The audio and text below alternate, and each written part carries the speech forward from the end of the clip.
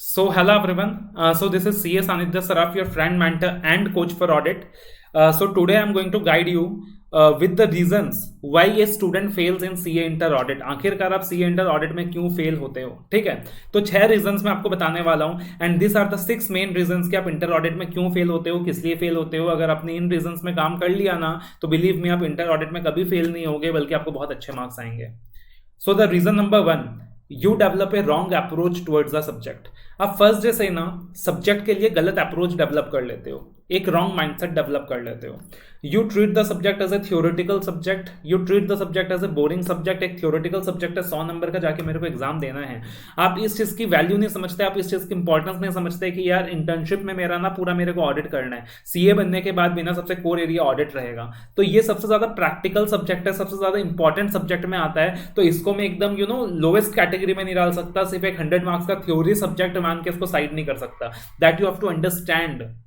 This is the only subject जो inter में भी 100 मार्क्स का आ रहा है, फाइनल में भी 100 मार्क्स का आ रहा है एंड कंटेंट भी मोस्टली 50% सेम रहने वाला है. तो you have to understand that this is the very very important subject, right.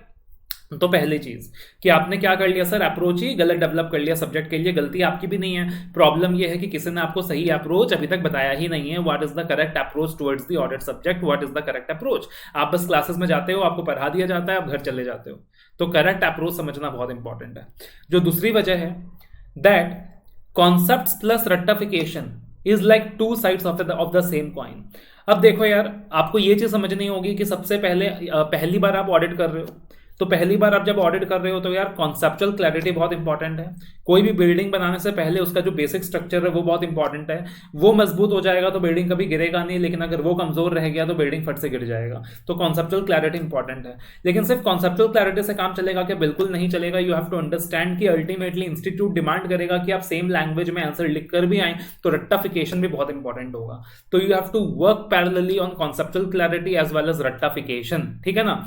ज्यादातर बच्चे यही लैक कर जाते हैं, खाली रटने की कोशिश करेंगे ऑडिट में, कॉन्सेप्चुअल क्लैरिटी में फोकस नहीं करेंगे. कुछ बच्चे तो जो प्रैक्टिकली ऑडिट बहुत ज्यादा करते हैं तो वो क्या करेंगे, सिर्फ कॉन्सेप्चुअल क्लैरिटी में फोकस करेंगे, रेक्टिफिकेशन में उतना फोकस नहीं करेंगे. लेकिन सर एक भी कड़ी टूट गई ना यहाँ पे, कॉन्सेप्चुअल क्लैरिटी या रेक्टिफिकेशन, अपने एक भी चीज को इग्नोर कर दिया ना, आप ऑडिट में फेल हो जाओगे, mark my words. The third important reason is you ignore ICI study material completely. आपको इंस्टीट्यूट के स्टडी मैटेरियल को ना अपना भगवत गीता मान के चलना है ऑडिट में. Although we authors provide you with our own set of books, मैं खुद अपने बच्चों को बहुत ही मस्त कॉन्सेप्ट बुक प्रोवाइड करता हूँ, क्वेश्चन बैंक प्रोवाइड करता हूँ, एमसीक्यू बुक प्रोवाइड करता हूँ, जो कंप्लीटली स्टडी मटेरियल से ही डिजाइन होता है, right.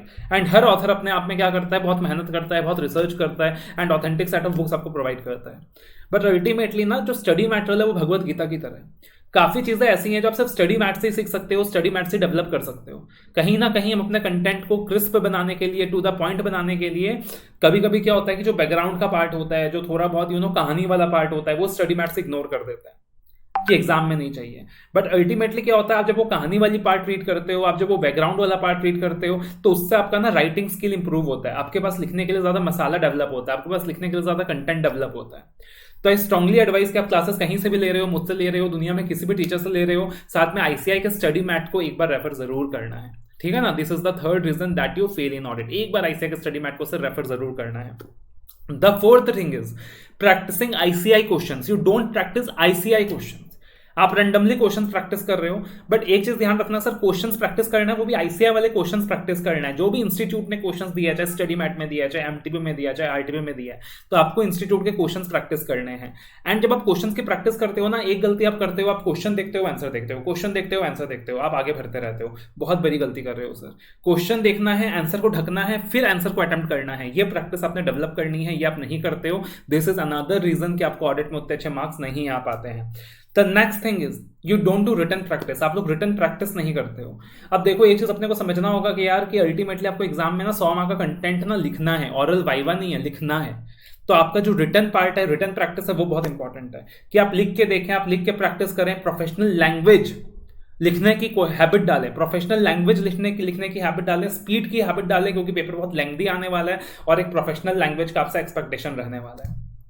And the final reason is you don't give test.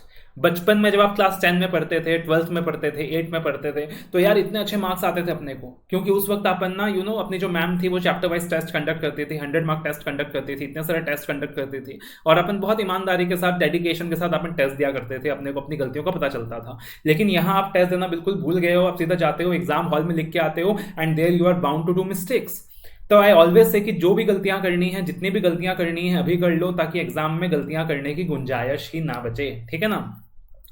तो अगर आप ये 6 चीजों का ध्यान रख लोगे ना, आप ऑडिट में कभी फेल नहीं होगे, you will and up getting very very good marks in the subject. ये 6 रीजन है प्राइमा फेस जिसकी वजह से स्टूडेंट क्या करता है सर, इंटर ऑडिट में फेल हो जाता है, बहुत अच्छे मार्क्स सिक्योर नहीं कर पाता है। तो आपसे गुजारिश है यार, ये जो 6 रीजन है ना, इसको लिख लो, नोटपैड में लिख लो, दीवारों में टांग लो, पोस्टर बना लो कि ये 6 चीजें मेरे को नहीं करनी है, ये 6 चीजें मेरे को अवॉइड करनी है, और जो सर ने 6 चीजें अवॉइड करने के लिए बोली है उनको अवॉइड करके मेरे को इन 6 फैक्टर्स में काम करना है। अगर आप ऐसा कर लोगे ना, no one can stop you from getting very very good marks. आप चाहे क्लासेस कहीं से भी ले रहे हो, मुझसे ले रहे हो, दुनिया में किसी भी टीचर से ले रहे हो, कोई फर्क नहीं पड़ता है यार, हर टीचर अपने जान में अच्छा ही पढ़ाता है, ठीक है ना।